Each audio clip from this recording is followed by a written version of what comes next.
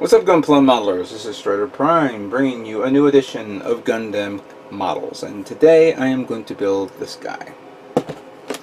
The 1/44 scale Gusion Rebake Full City from the second season of Iron Blooded Orphans.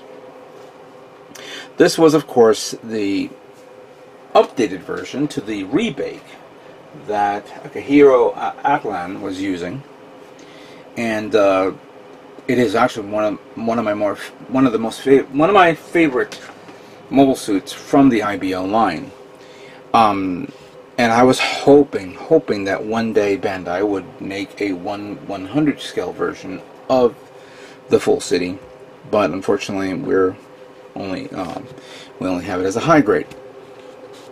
I can imagine somebody out there is sharing the same love of this kit, and they probably taken the rebake version of the Gusion and maybe scratch building the backpack and the arms and the legs and the body to be a little bit more square, you could say, to match the rebake, to match this kit as a 1/100 scale kit. But yeah, I mean, what I like about it is not only the bulkiness and the heavy armor type look to it, but of course we all love the massive nippers that this kit comes with. Obviously when this came out, there was a funny joke or people saying, I have my regular nippers and then I have my high grade nippers. So yeah, it's a funny joke. The nippers can be used as a shield, as you can see here, and it has. I don't see any other weapons. Let me go around here. Are there other weapons here? Well, it's actually using weapons from the weapon set, but I think there's weapons on this. I'm not 100% sure. I'm trying to remember where I got this. This is 1,200 yen, so it's around $10. But I got it for 15. I think I got this from Gundam Planet.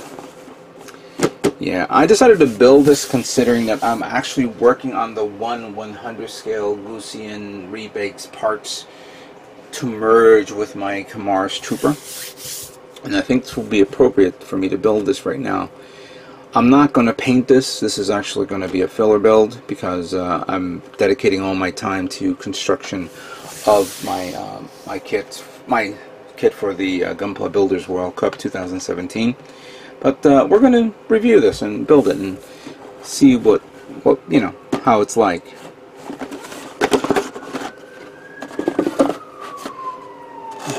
Alright. So we have the B plate, which is a combination of charcoal parts, white parts, and a very, very nice sandy tan color part. I like this color. Also an orange detail. Some stickers. I believe that's probably for the feet. Flip side, the C plate is more charcoal, more tannish parts. Obviously, that's for the legs. That's for the body. I believe that could be for the rear shoulder. Not rear shoulder. Yeah, the parts that hold up the thing back there. Here are the charcoal parts, but more black than charcoal. This is the D plate. Here are the parts I'm assuming for the nippers, feet, and of course the inner frame parts. Clearly you could see parts that represent the inner frame of the Gundam frame. And then here's the manual. Let's put this to the side.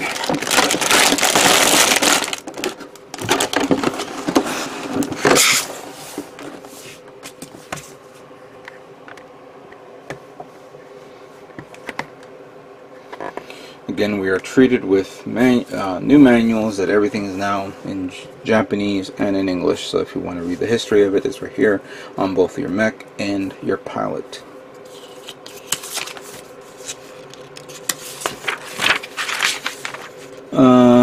Parts guide, I see some parts in the A plate that you're not going to use, clearly because it's not the Barbatos interframe you're building, but for the remaining parts, which represents the rebate, the full city, you'll definitely use a lot of them. And then we go from the assembly, very familiar assembly of the interframe body, the armor that's unique, the unique head. I don't know, does this head have the ability to do the, you know, open and close? Oh, there are two different types of heads. There's the standard head and there's head sight mode. Oh, interesting. Then we have the assembly of the arm. Both right and left. I see the placement of the stickers. Ugh. Yes, we're going to use stickers because, you know, obviously I'm not going to. However, that may be subject to change. Who knows? Alright, so from there we have the assembly of the feet. And then the legs. There's the interframe of the legs. The armor. Then the body itself. Then we have the backpack. The assembly of the little arms that's inside the backpack. Oh, cool. You know what? This actually is kind of... Alright, I just thought of something. Alright, so the backpack, the internal of the arm that comes out, and assembling it there. Then you have the assembly of the massive nippers, which of course turns into a back skirt, heavy armored skirt. Then you can pull it out to make it as a shield, as you can see right there.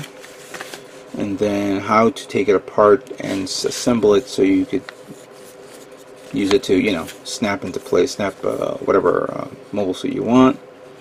If you have that mobile suit that everybody hated, you can do that as well. And how to pull out the arms so you could see that right there. Then finally, so let's just do this. Yeah. Here's what the kit looks like, fully assembled, detailed up, and color guides right here. And again, you could use some of the weapons on this if you feel it's necessary. But considering that I have leftover weaponry, that's pretty cool. Alright, so I don't know, maybe I could use this in the forearms, or no, better yet, the two little machine guns. Makes sense, right? Him firing the two machine guns while he chops some mobile suits with his massive nippers. Good, I'll have something to put this on. I don't want to leave it sitting there and collecting dust. The Gusion is the Gusion Rebake Full City. I said full bake. It should be called a full bake. Is going to be an interesting kit to build. So let's begin building this kit and see how it looks.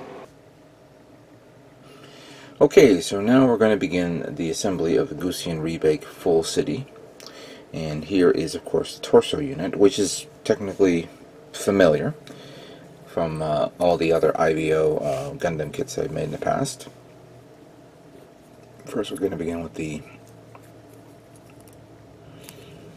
two little polycaps. It's going to hold up the entire arm assembly.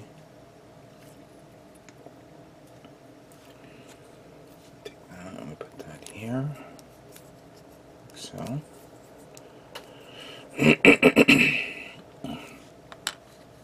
And then we take the ball cap, put that through here, and then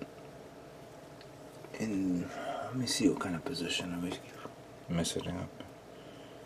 I believe it's that way.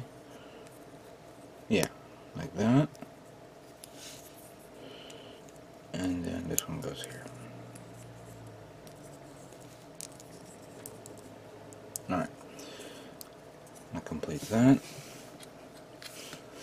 Then we have this part that goes right on top of this, followed by this part, goes in like that. And we have 2 trim parts. One goes there. And the other one goes there. And then the neck part.